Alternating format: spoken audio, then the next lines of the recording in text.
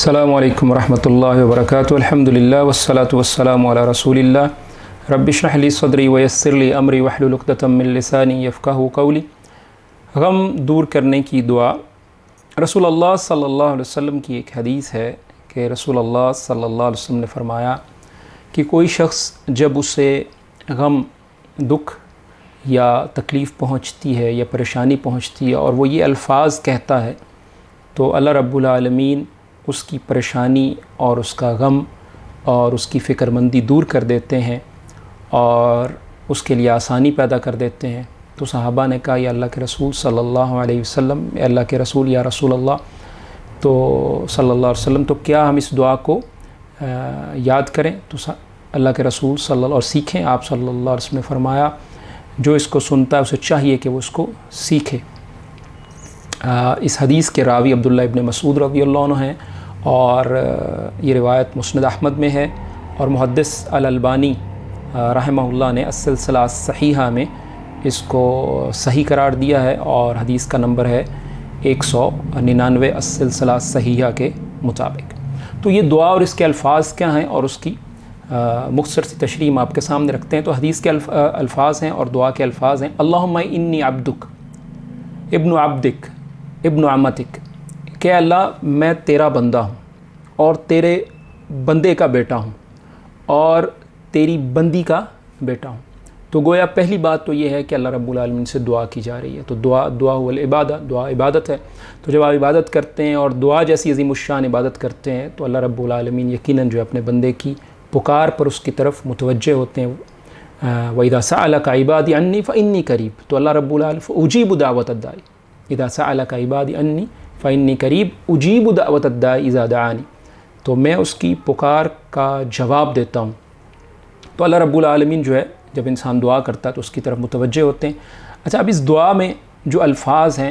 اور اپنی عاجزی کا جو اظہار ہے کہ میں اللہ تعالیٰ تیرا بندہ ہوں، یہ بندگی جو ہے یہ انسان کے لیے معراج ہے کہ اللہ رب العالمین جیسی عظیم ہستی کے سامنے،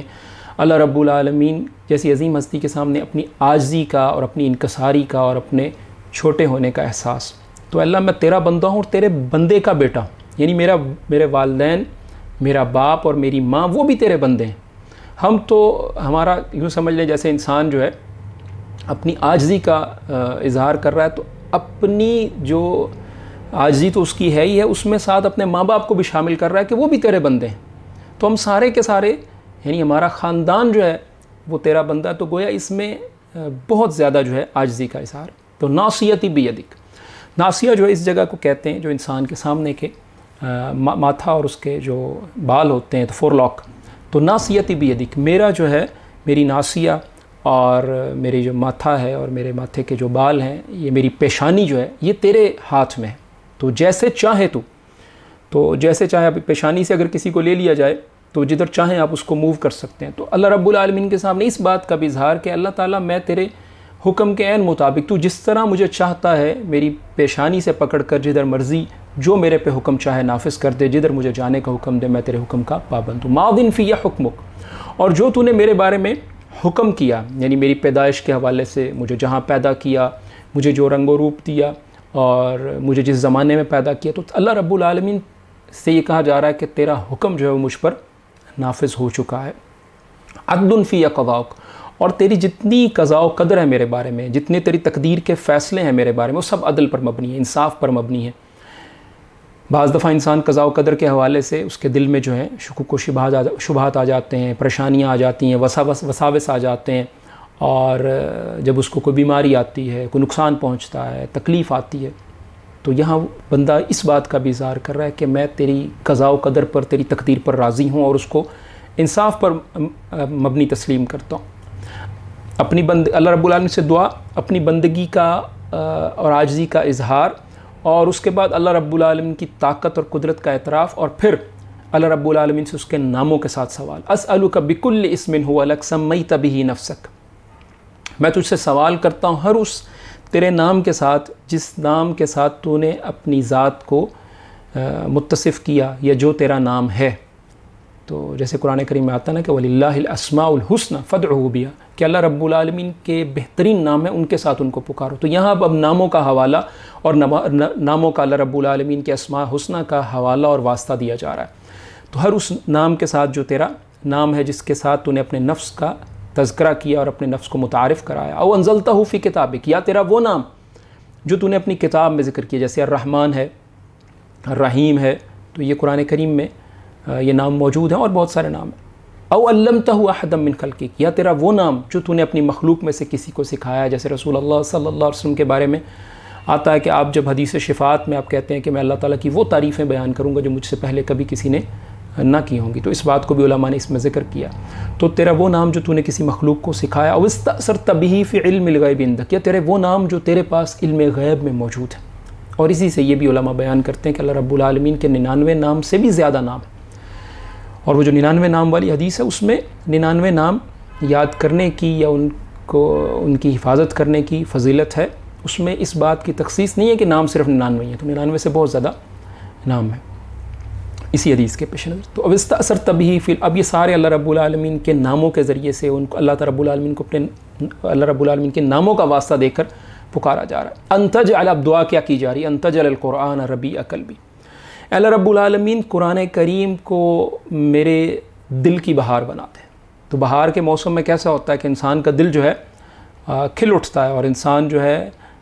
یوں سمجھ لیں کہ تازہ دم اور تر و تازہ ہو جاتا ہے۔ تو اسی طرح یہ کہا جا رہا ہے کہ قرآن کو میرے دل کی بہار بنا دے، یعنی قرآن کو جب میں پڑھوں دیکھوں یا قرآن کی تلاوت جو ہے یہ میرے سینے کو ایسے کر دے جیسے انسان کا سینہ بجھ جاتا ہے، دل بجھ جاتا ہے، دل میں پریشانیاں ہوتی ہیں، وساوس ہوتے ہیں، تو اس قرآن کے ذریعے سے میرے دل کی خزاں کو بہار میں بدل دے۔ ان تجعل القرآن ربیع قلبی، تو میرے دل یہ بہار کا باعث بنا دے۔ اور بعض لوگ قرآن سے دور بھاگتے ہیں، اس کی تلاوت نہیں کرتے، تو قرآن کو ایسے کر دے جیسے بہار ہو، جیسے بہار ہر انسان بہار کو پسند کرتا ہے، اسی طرح میں قرآن کو پسند کرتا ہوں۔ ونور صدری، اور اس کو میرے سینے کا نور بنا دے۔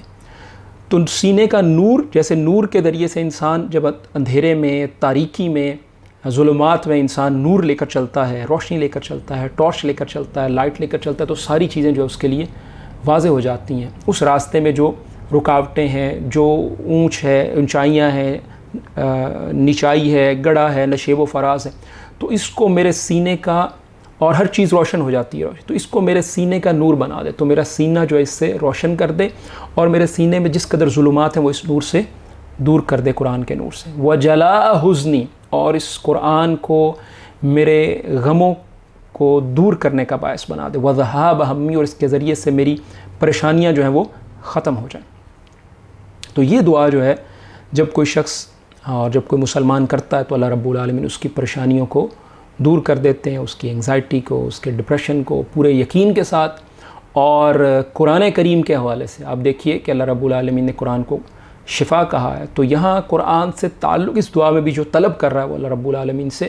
قرآن سے تعلق طلب کر رہا ہے، اور اللہ رب العالمین سے اپنی پریشانیاں جو ہے دور کرنے کی بات کر رہا ہے۔ تو جیسے جیسے آپ قرآن کی تلاوت کرتے ہیں، آپ کا قرآن سے تعلق بنتا ہے، ویسے ویسے جو ہے آپ کے سینہ جو ہے